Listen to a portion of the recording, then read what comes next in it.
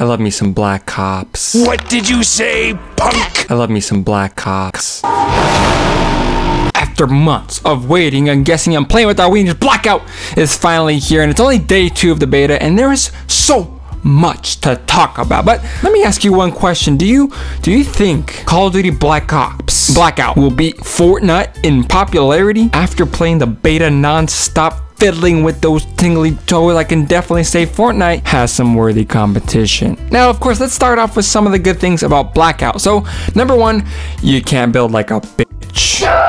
And what I mean by that is essentially you can't build a little fort out of nowhere and kind of build up and spam build. You actually kind of gotta run behind some cover like a real man and find a building and stuff like that. So you can't just mindlessly place little triangles on the floor to avoid getting shot. You actually have to run behind some rocks, some trees, some buildings, some big old booties, anything you can get behind. As long as it doesn't hit you, that's what you gotta do. Number 2, there is much more weapon customization in Blackout. As you know, in the entire Call of Duty series, it's been known for being able to customize weapons, suppressors, red dot sights, fast mags, everything you can think of, big old pepes on the top of each weapon. But in Fortnite, each weapon is kind of, the only thing that's different is their rarity, but other than that, you can't attach anything to those weapons or take anything off. Number 3, there's vehicles. And I know there's vehicles in Fortnite, but those weren't added until later on in the game, and if anything, there actually could be a little bit hindrance to your game as it's very loud and things like that. With Blackout, there's like helicopters, there's big old trucks, there's mongooses. Yes, they're fucking mongooses, okay? I don't care if they're ATVs, it's a damn Halo mongoose. And in general, these vehicles are a lot faster and allow you to scale the map a lot quicker, so good thing for you, Blackout.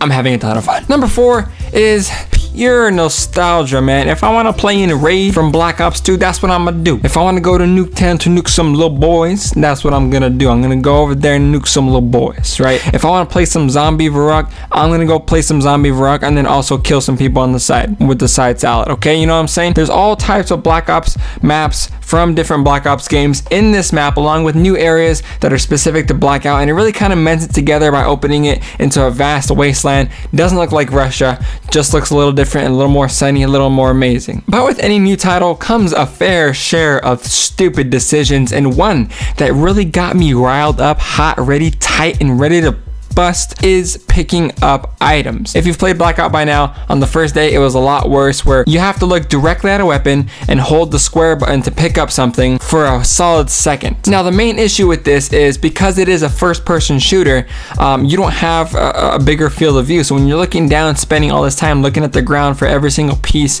of item that you're picking up, you're also putting your guard down. And one of the stupidest things, and why this is so frustrating, is the excuse that David Vonderhaar himself backed himself up with. Reloading, weapon switching, and other Call of Duty face button staples will not be sacrificed for equipping weapons or adding to inventory. We will certainly be sure that it is the fastest, aka shortest, possible hold press we can do. Now that is some bullshit. I understand that you're trying to stay true to the Call of Duty formula, but listen, this is 2 very different games.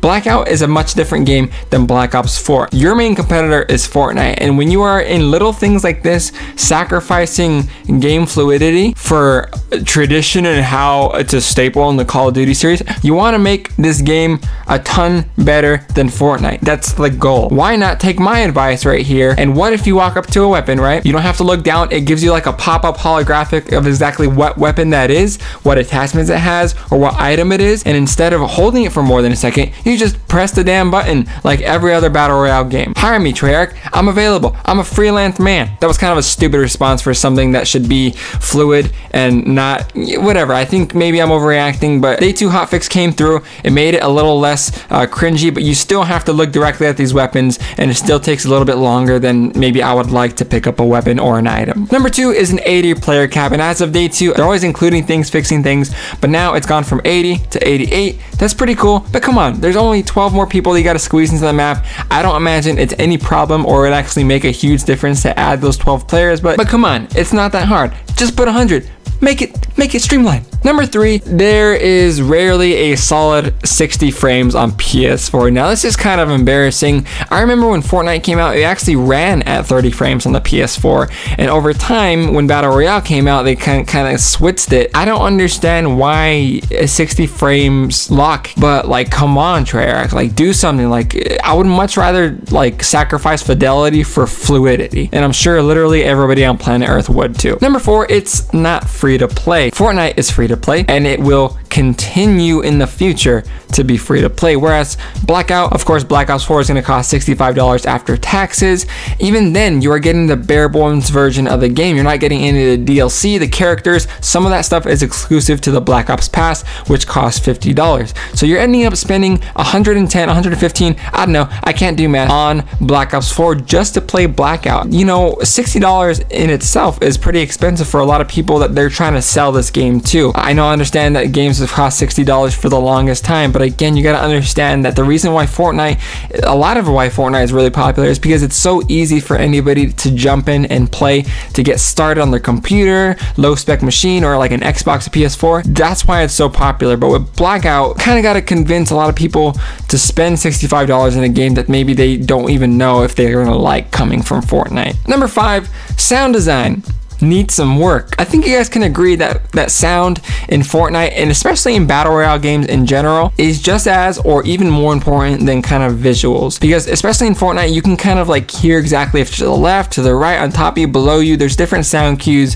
for like wood, dirt, everything like that. But they really do need to work on sound in Blackout, because there have been too many times where I just don't hear anybody. And I understand that there's a few perks that kind of allow you to hear better, awareness, and then also dead silence to be able to like move quietly, but something's got to be done to like level it out. I don't know if it's overpowered or anything like that. I don't know if they should take it out of the game entirely. I've died too many times in Blackout from just not hearing anything. Number 6, I've read the comments, I've read some threads, I've seen videos. Armor, just take it out. Take it out completely. You don't need armor at all. I understand that there's a lot of pretty much every battle royale game has like an armor health system, but the Black Ops 4 health system in general is already 150. It's more than any other Call of Duty game in history. Why are you gonna put armor around the map that literally takes more time to kill than multiplayer? Like, I just think that armor is not necessary, and it'll make games go faster, put the stakes up a little higher. I just don't think armor is that necessary. Call of Duty being the biggest gaming franchise ever, taking on the biggest gaming genre as of late, Fortnite's got something to worry about, and these videos and this coverage and everything that people are looking at right now, I think should be a clear indication that they can't be comfortable for too long. What do you guys think of Blackout? I know I've played it only 2 days now. We've got like at least another week, a week and a half until it's over, but what is your first impressions? Do you like Fortnite better? Do you like Blackout better? What are things that you wish were changed in either game? Let me know down below, and I'll make sure to catch you guys in the next video.